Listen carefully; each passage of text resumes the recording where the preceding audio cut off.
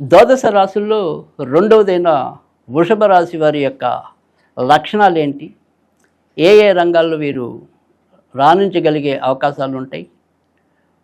వృషభ రాశి వారికి ఉన్న అదృష్టం ఏంటి లేదా దురదృష్టం ఏంటి ఇత్యాది వివరాలన్నీ కూడా తెలుసుకుందాం. వృషభ రాశిలో కృత్తిక 3 పాదాల వారు, రోహిణి 4 పాదాలు, మగశిర 1-2 పాదాల్లో ఎవరైతే జన్మిస్తారో వారు వృషభ రాశి కోవలోకి రావటం అనేది జరుగుతుంది. అయితే వృషభ రాశి అనేది సాధారణంగా శుక్రుడి యొక్క ఆధిపత్యంలో ఉంటుంది కనుక, శుక్రుడు ఈ రాశికి అధిపతి కనుక వీరికి ఏదైనా సరే ఒక ప్రత్యేక గుణం, అంటే ఉదాహరణకి కొంతమందికి సెంట్ ఎక్కువగా అంటే పెర్ఫ్యూమ్స్ ఎక్కువగా వాడే గుణం ఉంటుంది, మరి కొంతమందికి పౌడర్ ఎక్కువగా, అంటే ఏదైనా సరే ఒక అలంకారానికి కానీ ఒక శుభ్రత కానీ కట్టుకునే బట్టలు ఏవైతే ఉంటాయో వాటిని చాలా ఆకర్షణీయంగా ఎంపిక చేసుకోవడానికి కానీ ఆ రకంగా కొన్ని ప్రత్యేకతల్ని కలిగి ఉండటం అనేది సాధారణంగా వృషభ రాశిలో ఎక్కువగా కనిపిస్తుంది. ఆడవాళ్ళు అయితే కనుక మరి ముఖ్యంగా వాళ్ళకి ఏదైనా సరే ఆభరణాల పట్ల అమితమైన ఆసక్తి ఉండొచ్చు. ఎక్కడైనా సరే 10 మందిలో మనం ప్రత్యేకంగా నిలవాలి అనే ఒక తాపత్రయం కూడా వృషభ రాశిలో ఎక్కువగా కనిపిస్తుంది.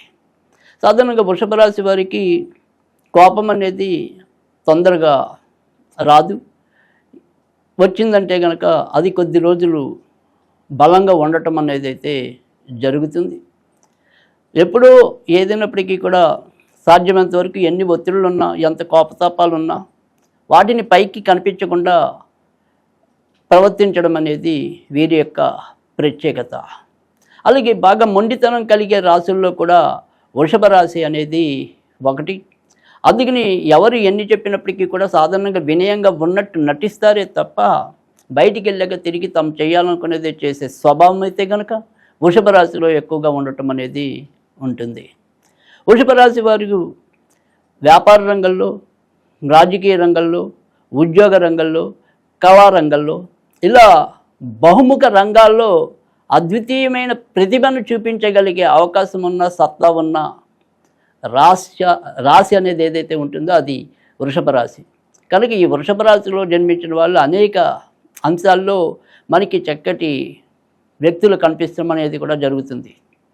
ఇటు వ్యాపార రంగం తీసుకుంటే అక్కడ కూడా మంచి సామ్రాజ్యాన్ని కలిగిన వ్యక్తులు, విజయాన్ని పొందిన వ్యక్తులు, మరి ఉద్యోగాల్లో కూడా ఇటు ప్రభుత్వ ఉద్యోగాల్లో కూడా అనితర సాధ్యమైన పదవులు అలంకరించిన వాళ్ళు, ఇలా అన్ని రకాల కోవలకు చెందిన వాళ్ళు కూడా సాధారణంగా వృషభ రాశిలో ఎక్కువగా కనిపిస్తూ ఉంటారు. అలాగే దురదృష్టంతో మరి ఏదైనప్పటికీ కూడా ఇటు పెళ్ళిళ్ళలో అయితేనేమి, పిల్లలు కలగపోవటంలో అయితేనేమి, ఒక రకమైన ఏదైనా సరే మానసికంగా లోపల ఇబ్బంది పడే విధానం కూడా వృషభ రాశిలోనే ఎక్కువగా కనిపిస్తుంది.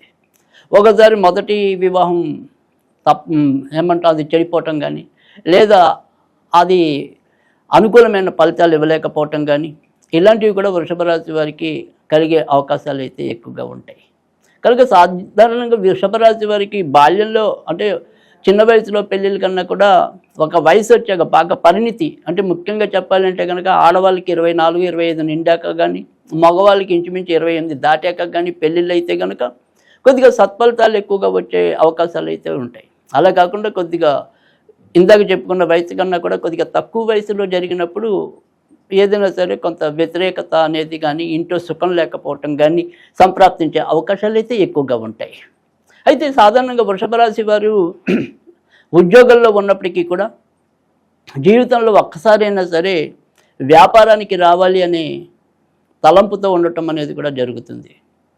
అయితే వృషభ రాశి వాళ్ళు సాధారణంగా వారు ఉన్న చోట కన్నా కూడా వేరే ప్రాంతాల్లో ఎక్కువగా మంచి పొందడానికి, రాణింపు కలగడానికి కూడా అవకాశాలు ఎక్కువగా ఉంటాయి.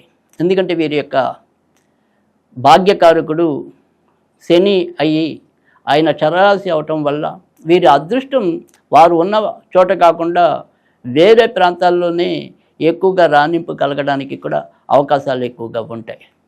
అయితే వృషభ రాశి వాళ్ళు ఎప్పుడు కూడా జాగ్రత్త పడాల్సింది ఏంటి అంటే కనుక, సాధారణంగా వీరు మనసులో ఉన్న మాటలు పైన చెప్పే మాటలు సాధారణంగా ఒకేలాగా ఉండవు.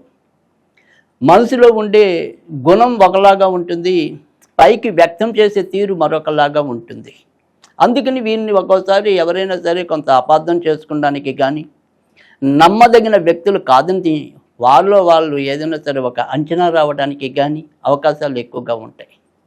తర్వాత ఫాల్స్ ప్రెస్టేజ్ అని కూడా మనం కొన్ని కొన్ని సందర్భాల్లో అంటూ ఉంటాం.